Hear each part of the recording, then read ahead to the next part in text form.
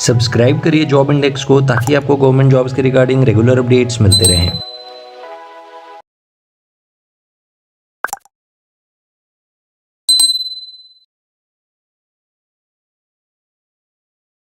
इस वीडियो में हम डिस्कस करेंगे एनसीसी में क्या बेनिफिट्स हैं अगर आप एनसीसी को ज्वाइन करते हो और नेशनल कैडेट कॉर्प्स को ज्वाइन करने के बाद डिफेंस फोर्सेस में आपको क्या क्या वैकेंसीज मिल सकती हैं या क्या क्या आपको इसके फ़ायदे मिल सकते हैं अगर आप जूनियर लेवल यानी 13 साल के बाद या सीनियर लेवल अपने कॉलेज टाइम पे एनसीसी को ज्वाइन करते हो।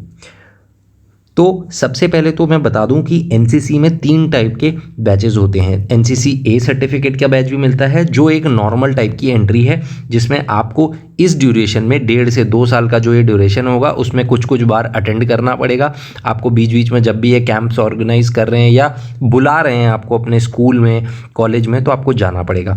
और इधर आपको एक कैंप करना पड़ता है। एक कैंप में आपको 5 से 7 दिन बाहर रहना, टेंटिंग करना, पूरा कैसे कैंप में लाइफस्टाइल होती है वो सब दिखाया जाता है। कितनी रनिंग है, क्या क्या टास्क दिए गए हैं, वो सारे काम कैंप में दिखाए जाते हैं। कहीं एरिया साफ़ करना या आपको डिफरेंट टास्क देकर ये लोग आपको डिसिप्लिन और आपको मोटिवेट करते हैं। इसके बाद जो जूनियर लेवल में ये एंट्री है ये 1 से 2 साल की है। और इसके अलावा जो एनसीसी बी है, एनसीसी बी में आपको एक कैंप के साथ मिनिमम 2 ईयर करना है और आपकी अटेंडेंस 75% होनी चाहिए। तो एनसीसी ए में आपकी कोई अटेंडेंस की रिक्वायरमेंट नहीं है, बड़ा सिंपल है, तो इसको मैंने हटा दिया।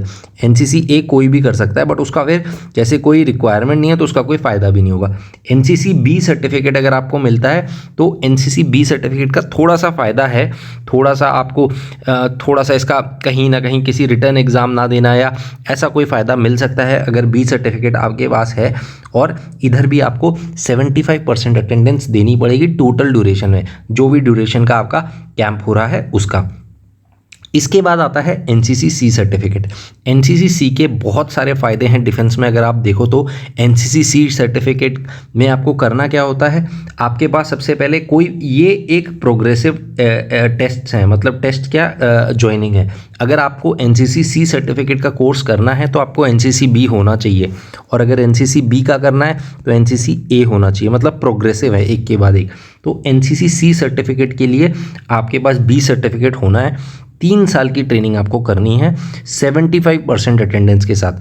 और इन ट्रेनिंग में जो परेड होती है, जहाँ पे डिवीज़न होती है, जहाँ पर आपको और डिसिप्लिन और अच्छे तरीके से चलना, फॉर्मेशन में ये सब सिखाया जाता है, वहाँ परेड में आपको प्रेजेंट होना है। 75% अटेंडेंस। हो सकता है परेड कमांडर बना दिए जाओ, हो सकता है आपको लीडिंग फ्रॉम द फ्रंट में लेफ्ट मैन रखा जाए, तो ये सब चीज़ें आपको देखनी पड़ सकती है। और ये चीज़ अगर आपने कर ली तो आपकी मिलिट्री ड्रिल्स बहुत अच्छी हो जाती हैं, तो इसीलिए आपको इसमें 75% अटेंडेंस करनी पड़ती है। तो ये थोड़ा सा टफ है, एनसीसी सी सर्टिफिकेट टफ है। और टफ क्यों है, ऑल ओवर इंडिया कहीं पर भी इसके 2 कैंप्स हो सकते हैं, जो आपको मिनिमम 2 तो करने ही, कैंप्स तो होते रहते हैं बट आपको मिनिमम 2 कैंप्स तो करने ही करने हैं। उसके बाद आपको एनसीसी सी सर्टिफिकेट मिलेगा। एक बार आपको एनसीसी सी सर्टिफिकेट मिल गया, चाहे स्कूल टाइम के बाद आपने कॉलेज में ज्वाइन करा हो या आपने कंटिन्यूस अगर आप 3 साल कर रहे हो तो आपको एनसीसी सर्टिफिकेट मिल जाएगा। ये नहीं है कि 2 साल पहले ये करना है फिर आपको 3 साल ये करना है, टोटल 5 साल, ये नहीं। आप कंटिन्यूस 3 साल के लिए कर रहे हो सीनियर लेवल एंट्री में तो आपको मिल जाएगा एनसीसी सी सर्टिफिकेट। अब इसके फ़ायदे क्या हैं? एनसीसी सी सर्टिफिकेट का सबसे ज़्यादा फ़ायदा है डिफेंस फोर्सेस में। क्या फ़ायदा है डिफेंस फोर्सेस में कि अगर आप एंट्री कर रहे हो, आर्मी में भर्ती हो रहे हो, तो सोल्जर जीडी एंट्री में आपको कोई रिटर्न एग्ज़ाम देने की ज़रूरत नहीं है। चाहे मेल एंट्री कर रहे हो चाहे फीमेल एंट्री कर रहे हो, आपका कोई रिटर्न एग्ज़ाम नहीं होगा। दूसरा, आपका इसमें हर आईएमए जाना है, एएफए जाना है या इंडियन नेवल एकेडमी जाना है, कोई भी एकेडमी अगर आपको ऑफिसर एंट्री में जाना है तो ऑफिसर एंट्री में जब आपका एसएसबी हो जाएगा उसके बाद आपकी पर्टिकुलर वैकेंसीज़ होती हैं। फॉर एग्जांपल, अगर नोटिफिकेशन में 100 वैकेंसीज़ आई हुई हैं आईएमए की, तो इसमें से हो सकता है 22 वैकेंसीज़ एनसीसी वालों के लिए रिजर्व्ड हो, उसको कोई टच नहीं करेगा। तो ऐसे आपकी वैकेंसीज फिक्स्ड होती हैं एनसीसी वालों के लिए, एनसीसी सी सर्टिफिकेट वालों के लिए, एनसीसी सी सर्टिफिकेट जिसके पास है उसके लिए। तो एक और चीज़ है कि अगर आप यूपीएससी सीएपीएफ का एग्ज़ाम दे रहे हो, यूपीएससी का जो CAPF का एग्ज़ाम होता है सेंट्रल आर्म पुलिस फोर्स के लिए, इसका अगर आप एग्ज़ाम दे रहे हो तो इसमें आपको बोनस मार्क्स मिल सकते हैं, 12 मार्क्स 15 मार्क्स, डिपेंडिंग कि आपका इंटरव्यू स्टेज में कि ये भैया NCC करा हुआ है, आपको एडिशनल, मान लो अगर आपका इंटरव्यू 100 मार्क्स का है तो आपको 10 से 12 मार्क्स आपके परफॉर्मेंस में एक्स्ट्रा मिल जाएंगे। ऐसे जैसे जनरली आपको स्कूल टाइम में अगर आपको कुछ याद होगा तो आपको बुक प्रिपरेशन करने के या पूरे साल के टर्न अराउंड के टीचर जैसे मार्क्स देते थे, आगे 10 में से 10 दे दो इसको, 10 में से 9 दे दो, तो वैसे ही आपको इसमें बोनस मार्क्स एक्स्ट्रा मिल सकते हैं UPSC के इंटरव्यू में, 12 से 15 मार्क्स। फिर तीन चीज़ मैंने बता दी इसके फ़ायदे C सर्टिफिकेट के। फिर NCC C सर्टिफिकेट की एक स्पेशल पूरी एंट्री होती है, हर साल SSB में एक स्पेशल एंट्री पूरी होती है NCC C सर्टिफिकेट वालों के लिए।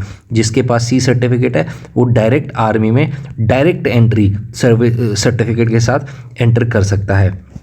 ये एंट्री में उसको कोई रिटर्न एग्ज़ाम नहीं देना, उसका सिर्फ NCC C सर्टिफिकेट चाहिए, उसके बेसिस पे उसको कॉल लेटर आएगा, फिर वो SSB देगा और उसके बाद उसकी SSB इंटरव्यू टेस्टिंग होगी। फिर इसके बाद CDS का जो एग्ज़ाम होता है उसमें भी रिज़र्व वैकेंसी रखी होती है NCC C सर्टिफिकेट में। मान लो आपने NCC का C सर्टिफिकेट आर्मी विंग से करा है या एयरफोर्स विंग से करा है या नेवी की किसी विंग से NCC का करा हुआ है, सबकी अलग अलग विंग्स हैं, तो उसके अकॉर्डिंग CDS में भी रिज़र्व सीट होती है पर्टिकुलर विंग की, कि इस विंग में कितनी सीट है, नेवी में 5 सीट है, AFA में 3 सीट है, आर्मी में 10 सीट है, ऐसा भी हो सकता है जिसका आपको फ़ायदा मिलेगा अगर आपने क्वालिफाई करा है।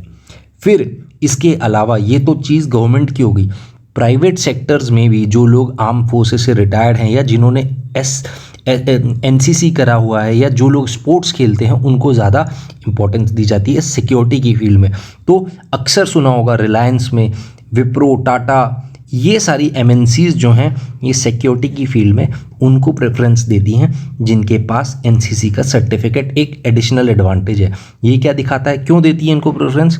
क्योंकि NCC के जो ट्रेनिंग ड्यूरेशन है, जब आप ये 3 कोर्स कर लेते हो, A, B, C या B भी कर लेते हो, A तो कोई भी कर लेगा, थोड़ा सा ज़्यादा इसमें एफर्ट नहीं है, B और C जब आप कर लेते हो तो आपके टैग में एक चीज़ लग जाती है, डिसिप्लिन।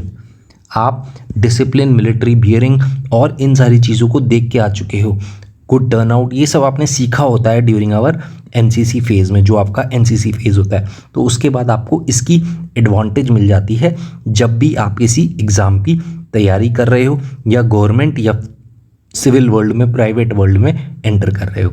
तो आई होप ये वीडियो आपको अच्छा लगा होगा, वीडियो में आपको समझ में आया होगा कि क्या। तो अगर ये वीडियो आपको अच्छा लगा तो वीडियो को लाइक करिए, कोई क्वेरी है कमेंट करके क्वेरी हमसे पूछिए।